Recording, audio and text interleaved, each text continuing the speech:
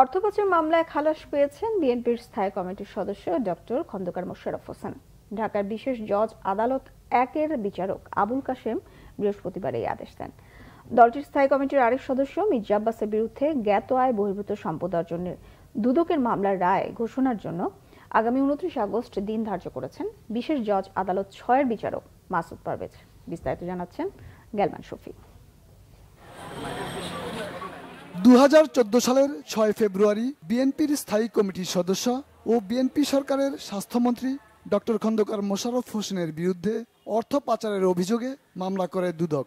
মামলায় অভিযোগ করা হয় ডক্টর মোশাররফ 2001 থেকে 2006 সাল পর্যন্ত স্বাস্থ্যমন্ত্রী থাকাকালে অবৈধভাবে অর্জিত প্রায় 9.5 কোটি টাকা পাচার করেছেন।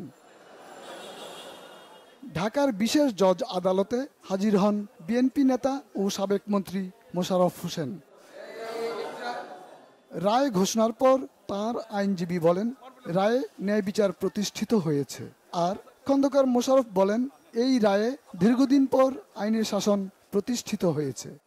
এই আসামিকে সম্পূর্ণভাবে রাজনৈতিক উদ্দেশ্যে হয়রানি করার জন্য, হেনস্থা করার জন্য, ক্ষতিগ্রস্ত করার জন্য আর্থিক, রাজনৈতিক এবং সামাজিকভাবে এই মামলাটি দায়েরকৃত।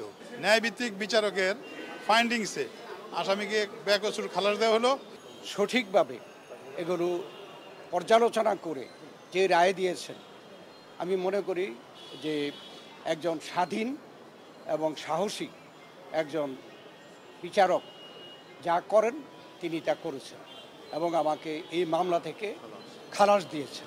অন্যদিকে 2007 সালের 16 আগস্ট বিএনপির স্থায়ী কমিটির আরেক সদস্য মির্জা আব্বাসের অবৈধ সম্পদ অর্জনের অভিযোগে করা মামলার রায়ের দিন ঠিক করেছে আদালত। মাননীয় আদালতে আমরা যুক্তিতর্কের মধ্য দিয়ে আমরা আমাদের অবস্থানটা আমরা পরিষ্কার করেছি। আমরা বিশ্বাস করি যে মাননীয় আদালত আগামী 29/8/2024 উনি রায়ের জন্য দিন ধার্য করেছেন এবং সেই রায়ে আমরা এই আদালত থেকে সুবিচার পাব। আদালতে মির্জা আব্বাসের সাথে তাঁর স্ত্রী, মহিলা দলের সভানেত্রী আফরোজা আব্বাস উপস্থিত ছিলেন।